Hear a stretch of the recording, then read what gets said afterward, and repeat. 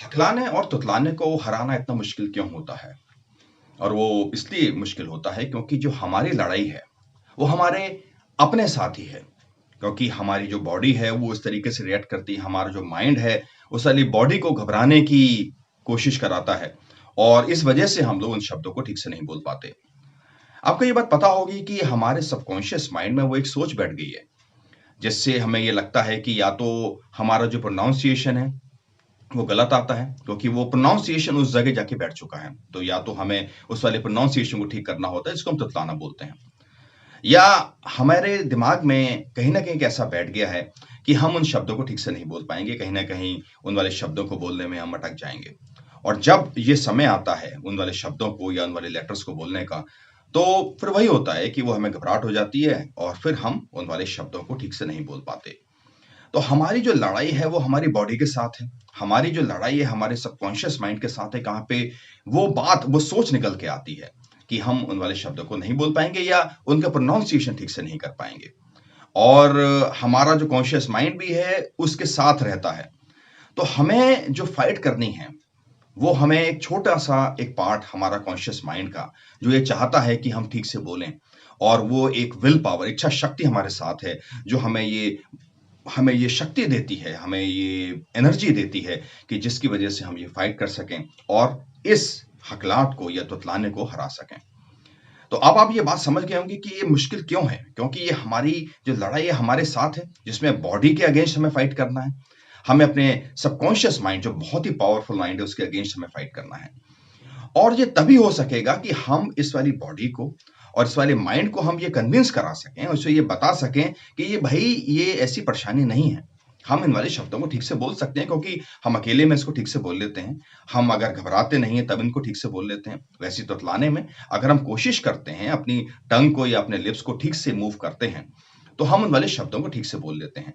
तो हमें अपने बॉडी को और अपने सबकॉन्शियस माइंड को ये समझाना है, उसे ये बताना है कि आप हमारे साथ रहें और हम सब जब मिलके इसकी साथ जब हम इस पे फाइट करेंगे, तब जाके हम इससे जीत पाएँगे। तो हमें अपनी बॉडी को अपने साथ लेके आना है, कि जब हम उन वाले शब्दों को बोलते हैं और अपने सबकॉन्शियस माइंड को भी अपने साथ लेके आना है, क्योंकि वो कभी-कभी हमारे साथ नहीं रहता, उन वाले शब्दों को स्पेशली बोलते टाइम। तो इसलिए हमें लगातार प्रैक्टिस करते रहना है क्योंकि जब हम लगातार प्रैक्टिस करते हैं, तो धीरे-धीरे सबकॉन्शियस माइंड को ये बात समझ में आनी शुरू हो जाती है कि भई ये तो बहुत आराम से बोल पाता है इन वाले शब्दों को या इसका प्रोनाउंसिएशन कहीं न कहीं वो करेक्शन की तरफ आना शुरू हो जाता है क्योंकि हम जब वो प्रोनाउंसिएशन को बार-बार सुनते हैं और फिर बोलने की कोशिश करते हैं, तो हमारे वो सबकॉन्शियस माइंड में वो वाली बात बैठने लगती है और धीरे-धीरे जो गलत बात जो बैठी थी कि हम इन वाले शब्दों को नहीं बोल पाएँगे या हमारा प्रोनाउंसिएशन गलत रहेगा, तो वो हटना शुरू हो जाता है। और फिर बॉडी भी आपके साथ आनी शुरू हो जाती है क्योंकि बॉडी वही फॉलो करती है जो माइंड बताता है और स्पेशली सबकॉन्शियस माइंड जो उसको बताता है। तो धीरे-धीरे बॉडी भी साथ में आनी शुरू हो जाती है। तो जब धीरे-धीरे हमारा कॉन्शियस माइंड भी जब इतना कन्विंस हो जाता है कि हमें ये पता है कि हम इन वाली बातों को आराम से बोल पाएँगे, इन वाले शब्दों को ठीक से बोल पाएँगे और हम अपना प्रोनाउंसिएशन ठीक से कर पाएँगे। तो आपने ये देखा होगा कि जब ठीक से हम लोग प्रैक्टिस कर लेते हैं, तो आपका जो फ्लो है, आपके शब्दों का जो मुँह से फ्लो है, स्पीकिंग वाला जो फ्लो है, वो बहुत स्मूथ आना शुरू हो जाता है।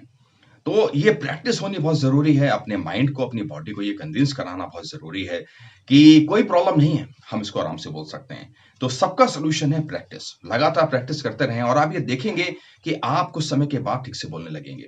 और फिर एक ऐसा समय आता है कि जब आप ये देखेंगे कि आपका जो इम्प्रूवमेंट है वो बहुत तेज़ हो जाता है। और वो क्यों होता है? क्योंकि जब माइंड को ये वाली बात समझ में आ गई, आपके सबकॉन्शियस माइंड को ये वाली बात समझ में आ गई कि चीज़ें ठीक हैं, तब वो आपको सपोर्ट करना शुरू करते हैं और इसीलिए ये जो ग्राफ है, वो धीरे-धीरे पहले तो ग्राफ धीरे-धीरे चलता है और फिर उसके बाद बहुत स्पीड में वो ऊपर की तरफ मूव करता है कि आप में इम्प्रूवमेंट आना शुरू हो जाता है। तो आप अपनी प्रैक्टिस को ना छोड़ें, सारी बात घूम फिर के एक ही जगह आती है कि आपको लगातार प्रैक्टिस करते रहना है और वही आपका सॉल्यूशन है।